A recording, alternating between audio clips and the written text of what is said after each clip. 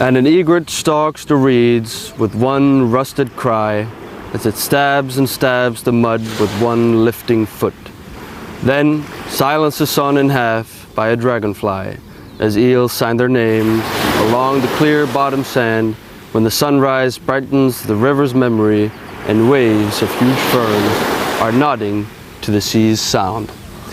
Those are the words of Derek Walcott. He is a native St. Lucian, and this poem, Omerous, won him the Nobel Prize in Literature in 1992. Our exploratory journey through the Caribbean CIP countries this week brings us to St. Lucia, another volcanic tropical paradise with a British colonial legacy, important manifestations of which are its common law legal system and free market economy. It's also, incidentally, the only country in the world named after a woman. Here's what you need to know about St. Lucia's Citizenship by Investment program. Launching only in 2016, St. Lucia is the latest country in the Caribbean to open a CIP. A passport from St. Lucia gives you visa-free access to 130 countries, including Schengen, the UK, Singapore, Hong Kong, and India. To qualify for the program, just like in other Caribbean countries, you can either make a cash contribution, starting at $100,000 for a single applicant, or invest $300,000 in real estate.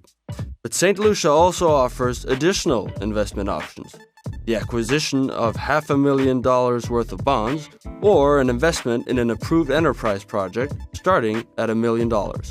Once more, Sam Bayat of Bayat Legal Services is here to explain some of the finer details about how he helps his clients apply for the St. Lucia CIP. It can be summarized in 5 steps. Step 1 is an internal one. We get to know our clients. We conduct an internal due diligence checks. They sign a retainer agreement with us, and we provide our clients a very detailed, tailor-made list of the required documents and information. The second step is when we send or we courier the application package to our local office, and they review again the application, and if okay, they submit it to the government. Third step, the application is reviewed by the unit, citizenship unit, and if it's all complete, they will initiate the due diligence check. The fourth stage is when we receive an official letter of approval. The applicant then has to transfer his contribution to the government bank account throughout a designated escrow account. And finally, once the funds are cleared, the naturalization certificates are issued, and we apply for our clients' passports. St. Lucia, which has a population of about 180,000, has been a sovereign state since it won independence from Britain in 1979. As we arrive in the country's capital, Castries, we learn that preparations are underway for the celebration of Independence Day, which is scheduled for the morning after.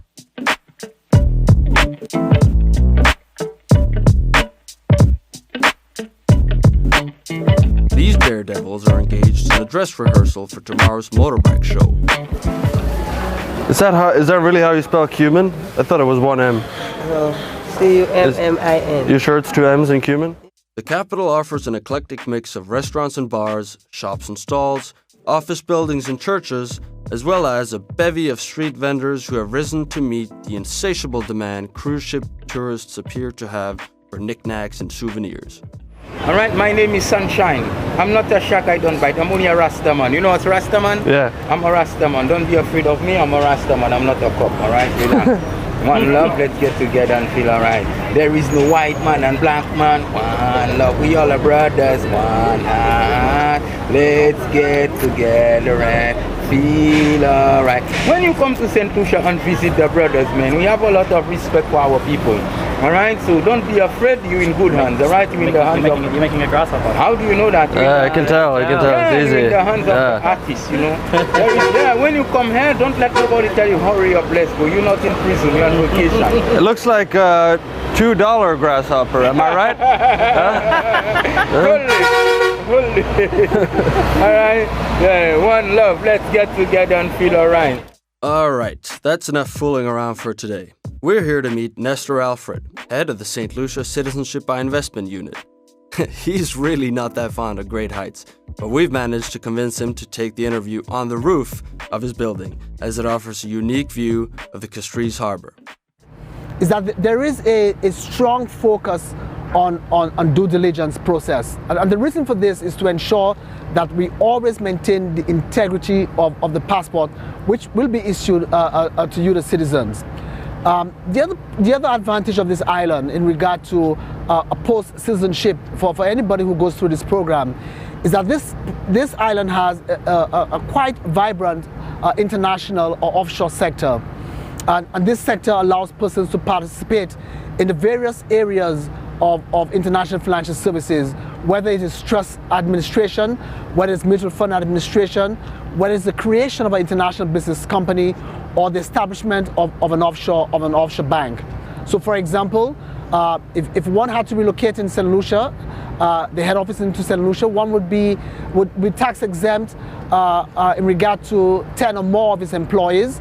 It would have a tax-free duty status for all of the equipment and whatever else needs to be relocated to St. Lucia to accommodate its head office. Our friend, local lawyer Mark Mirage, is keen for us to see his beloved island in all its natural splendor, and has a tour in store for us, one which he cryptically tells us will give us a different perspective of the island. You think it's safe? Safe? Yeah, I'm sure they have airbags.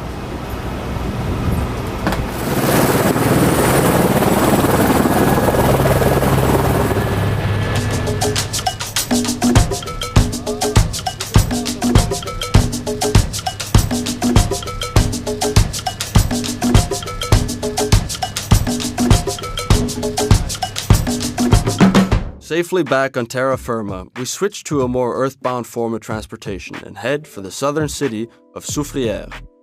We decide to take the scenic route, making frequent stops along the way.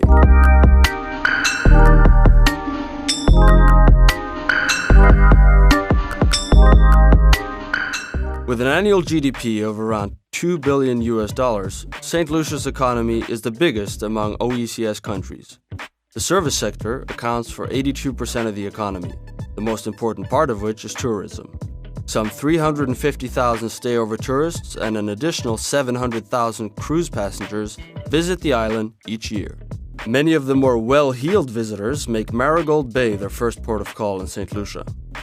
They come to bask in the sun and frolic in the crystalline waters, to witness firsthand the verdant rainforests and bountiful flora, and, not least, to see the island's trademark attraction, the pitons, officially a UNESCO World Heritage Site.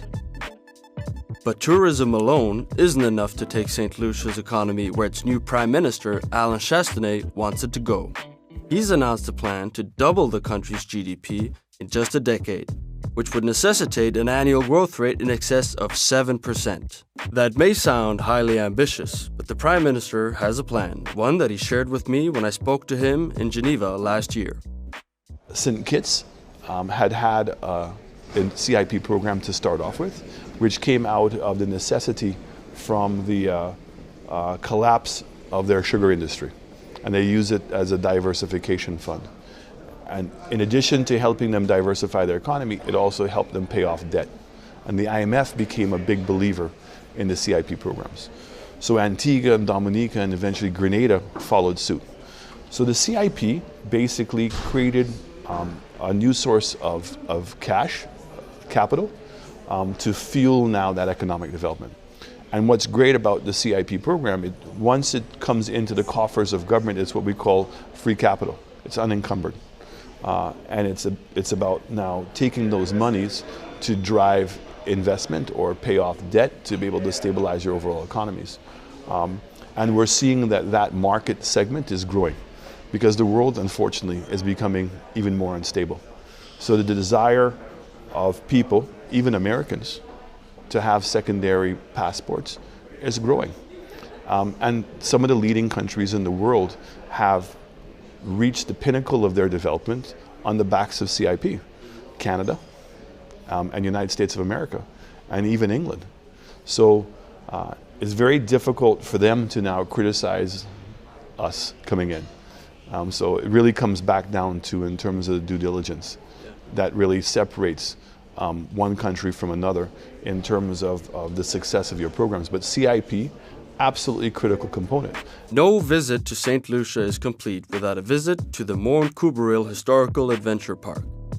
It's an old plantation that's been converted into a botanical garden and which still produces cocoa beans, coffee, and copra, in addition to a vast selection of tropical fruits.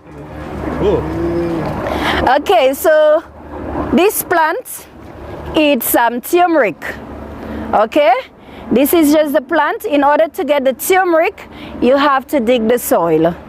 Now, turmeric is good for blood clot, rheumatism, and inflammation. And for beef casserole. Exactly. Okay, so this is the cocoa pod, and when you break it open, this is what the bean inside looks like. Can we try? Yes, you get a bean, suck on it. You do not bite. If you do so, you'll get a bitter taste. If you swallow, it won't grow. All you do is to look out for it. We're disappointed to discover that this chocolate factory doesn't have any Oompa Loompas, but that doesn't mean there's no showmanship on display.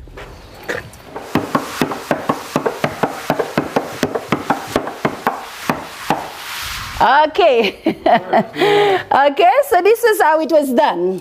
In St. Lucia, 70% of the beans have been exported to Hershey's and Nestle, whilst the other 30% is used locally.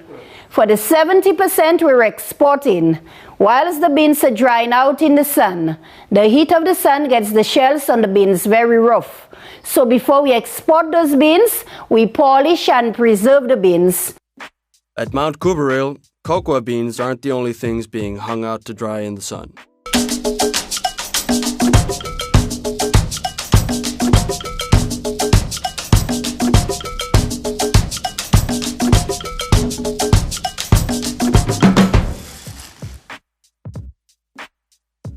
That's it for this episode of Caribbean Citizenship by Investment. To make sure you don't miss out on that, subscribe to this channel here on YouTube or follow us on Facebook, LinkedIn, or Twitter. You can also follow our weekly newsletter by signing up on our website, imidaily.com. If you're curious to learn more about Citizenship by Investment programs, send an email to info@imidaily.com. We'd also like to thank the sponsors who made this series possible. I'm Christian Nesheim. See you next time.